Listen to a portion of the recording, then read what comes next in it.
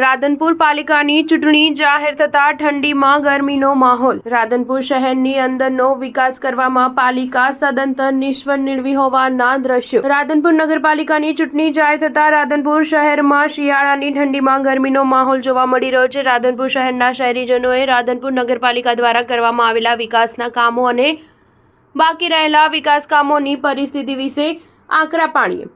અમારે અહીં રાધનપુર શહેરમાં તો રોડ, રસ્તા, ગટર અને સ્વચ્છતાનો અભાવ છે। જનતા જનાર્દન। રાધનપુર શહેરમાં પ્રવેશ કરતા શહેરની રાધનપુરની અવદશા જોઈ શકાય છે। તંત્ર દ્વારા આડેધડ ગટરો ખોદી નાખતા રોડ, રસ્તા ઉપર જાણે નદીનું પાણી વહેતું હોય તેવા દ્રશ્યો। રાધનપુર જેપી કુમાર શાળાના પાસે જ રોડ તૂટેલ અને ગટર ખોદી દેતા માર્ગ પર પાણીના ખાબોચિયા ભરેલા જોવા મળતા આ વિસ્તારમાં પાલિકા દ્વારા રોડ પર સ્વચ્છતા અને ગટર લાઈનો ઝડપી રિપેર કરવા આશા વ્યક્ત કરી। રાધનપુરના ગાંધી ચોક વિસ્તારમાં જાણે ગંદા પાણીની નદીઓ વહેતી હોય તેવા દ્રશ્ય। રાધનપુરમાં પટની ગેટ બ્રાન્ચ શાળા, બાબીવાસ, ખોગરાણી મસ્જિદ, રાજગઢીથી ગુજરવાડાના નાકા સુધી ગટરોનું આડેધડ ખોદકામ કરતા જાહેર રોડ, રસ્તા પર પાણી અને કચરાનું સામ્રાજ્ય। લોકો બન્યા પરેશાન। વોર્ડ નંબર 7માં પાલિકા તંત્રનું આ વિસ્તારમાં ઓરમાયું વર્તન રહ્યું હોવાના આક્ષેપો। આ વિસ્તારમાં વર્ષોથી ગંદકી, ભૂગર્ભ ગટર ઉભરાવાની પરિસ્થિતિ વચ્ચે ઉબડખાબડ માર્ગની સમસ્યા માથાના દુખાવા રૂપ બની છે। આ બાબતે અનેક રજૂઆત પાલિકા તંત્રને કરવા છતાં પરિસ્થિતિ જેસે તેવી રહેવા પામી છે।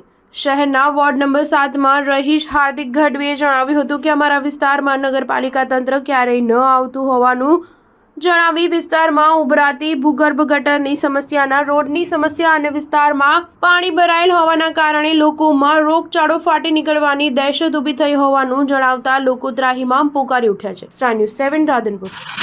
છેલ્લા 10 વર્ષથી રાધનપુર નગરપાલિકાની અંદર ટકે શેર ભાજી, ટકે શેર ખાજા, અંધેરી નગરું, ગંડુ રાજા જેવું જે એકદમ એમ કહેવાય કે કુશાસન ચાલી રહ્યું છે ત્યારે અમને તો કોઈ રસ નથી। અમે તો પ્રજા છીએ, નાગરિક છીએ અને જાગૃત નાગરિક તરીકે અમારી પોતાની ખેવના હોય કે અહીંની જે સ્થાનિક જે અહીંની અમારી ચેષ્ટાઓ છે કે પાણી, ગટર લાઈન અને અમારું એક સ્થાનિક આરોગ્યથી લઈ અને રક્ષણથી લઈ આ બહુ અમારી નાની એવી વાત છે।